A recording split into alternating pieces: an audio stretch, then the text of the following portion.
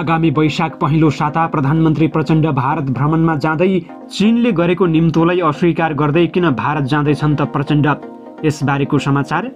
भारत उत्तर प्रदेशका मुख्यमन्त्री योगी आदित्यनाथमाथि गोली प्रहार गर्ने आयो धम्की, मोदी सरकारमा मचियो हलचल। रुसी राष्ट्रपति भ्लादिमिर पुटिन युद्धग्रस्त युक्रेनको खर्सन पुगेपछि पश्चिममा मचियो तरङ्ग, युक्रेनको खर्सनबाट गर्जिए पुटिन। चीन र नेपालका 2 दर्जन भन्दा बढी सरकारी अधिकारीहरूले खिचे संयुक्त फोटो, नेपाल र चीनमा भयो भाइरल।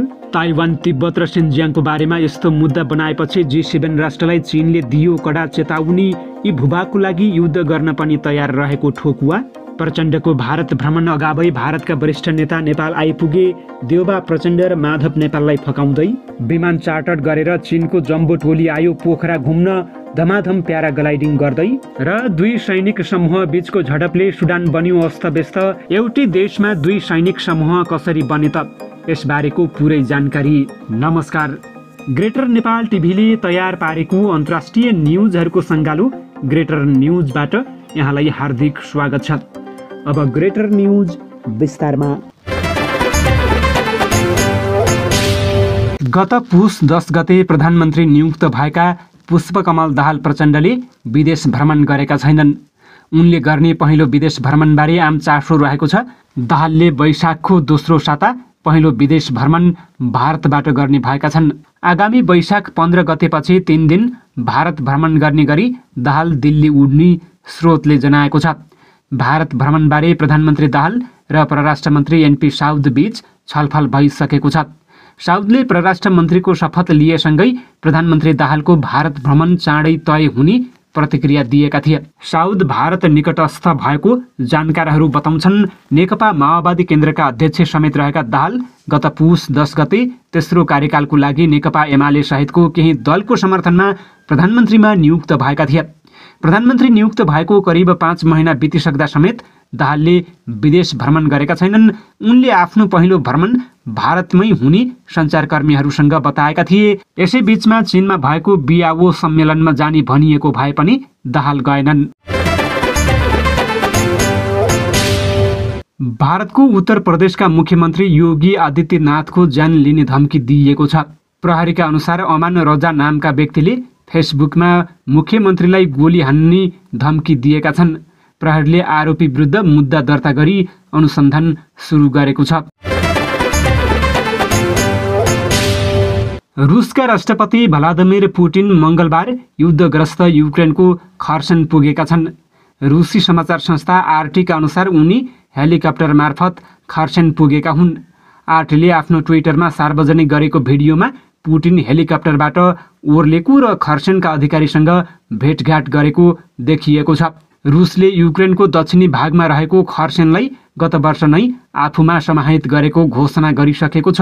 यसअघि रुसी राष्ट्रपति पुटिन रुसले कब्जा गरेको मारिउपोल पुगेका थिए। नेपाल र चीनको सिमानामा रहेको सिन्धुपाल्चोक स्थित कोदारीको मितेरी पुलमाथि 2 मुलुकका सरकारी अधिकारीले सामूहिक फोटो खिचेका छन्। झण्डै 1.5 दर्जन अधिकारीले द्विपक्षीय बैठकको क्रममा उक्त फोटो खिचेको बताइएको छ। कोरोना महामारीपछि बन्द रहेको तातोपानी नाका खुलाउन र सीमा सुरक्षाका विषयमा छलफल गर्न नेपाल र चीनका अधिकारी बीच द्विपक्षीय बैठक सम्पन्न भएको छ।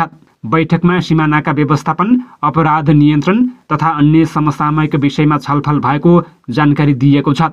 वैशाख 18 गतेदेखि तातोपानी नाका नियमित रूपमा सञ्चालन गर्ने तर सीमा सुरक्षा तथा कोरोना संक्रमण र सुरक्षाको विषयलाई प्राथमिकता दिने सहमति पनि भएको छ।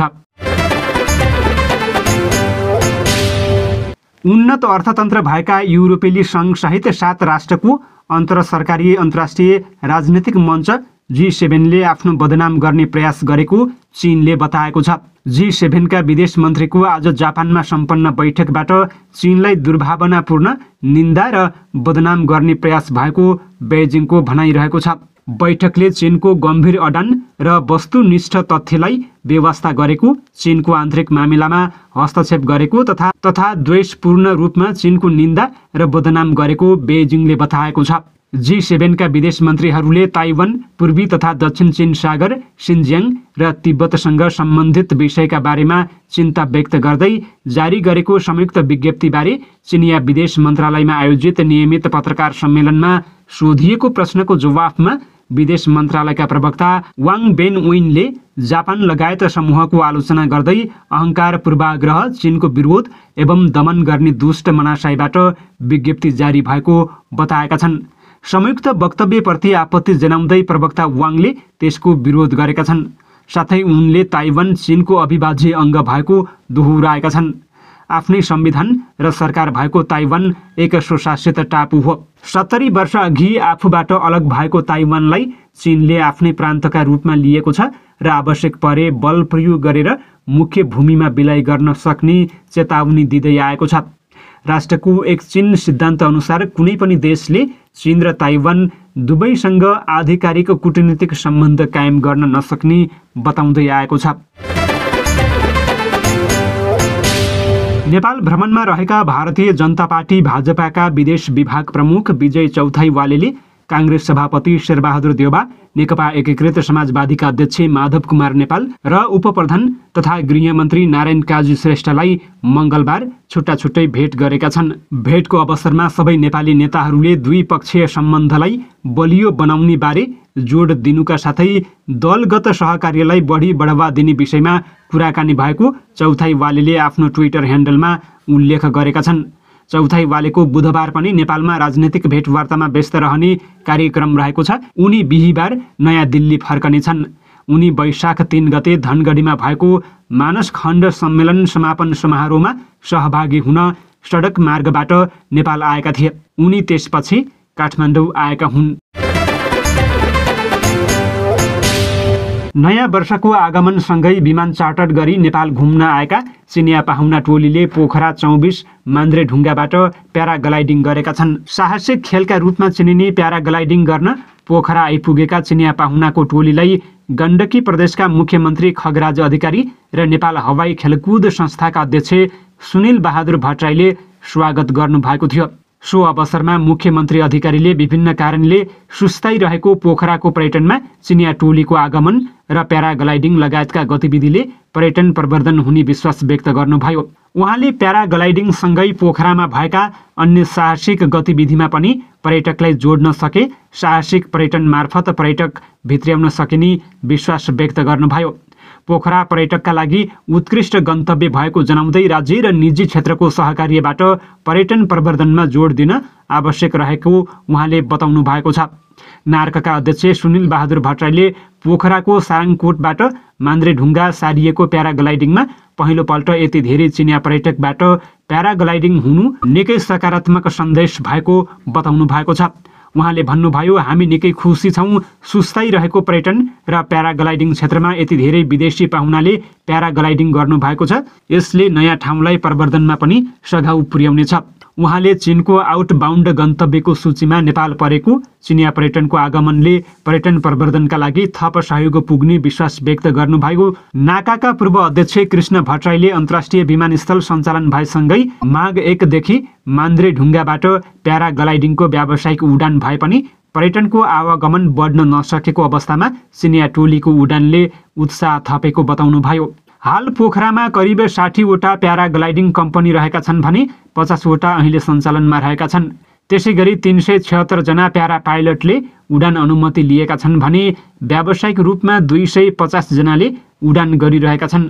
पोखराको प्याराग्लाइडिङमा रु 1 अर्ब बराबरको लगानी रहेको छ।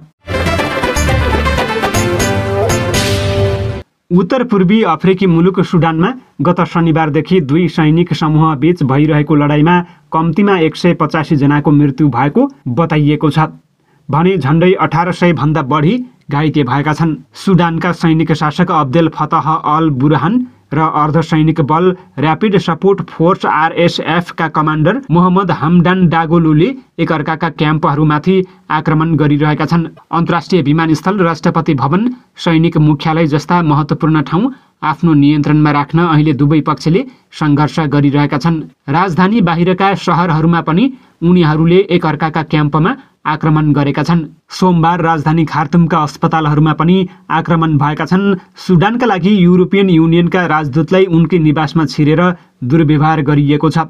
दुई सैनिक समूहले एकअर्कालाई आक्रमण गर्न थालेपछि खार्तुमको जनजीवन प्रभावित भएको छ। अस्पतालमा अक्सिजन लगायत अत्यावश्यक कुराको आपूर्ति हुन सकेको छैन।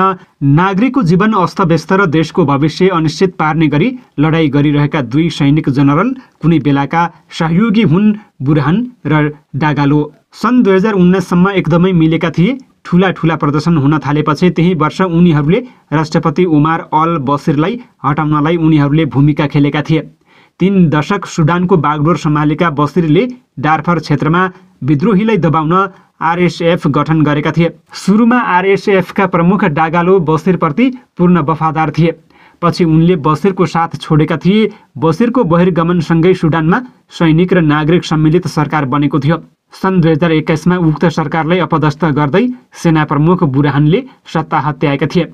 त्यसपछि यी दुई जनरल बीच द्वन्द्व सुरु भएको हो। भित्रभित्रै सल्किरहेको द्वन्द्व गत शनिबारदेखि सतहमा आएको हो, जति बेला उनीहरूले एकअर्काका क्याम्पमा आक्रमण गर्न थाले।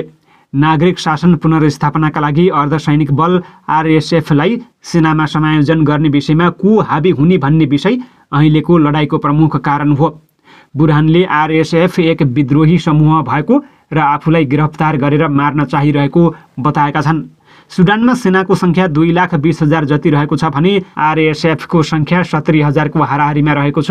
यो लडाईँ कहिले सकिन्छ भन्ने स्पष्ट रहेको छैन। संयुक्त राष्ट्रसङ्घ, युरोपेली युनियन, अमेरिका लगायतले दुवै पक्षलाई संयमता अपनाउन र युद्ध विराम गर्न आग्रह गरेका छन्।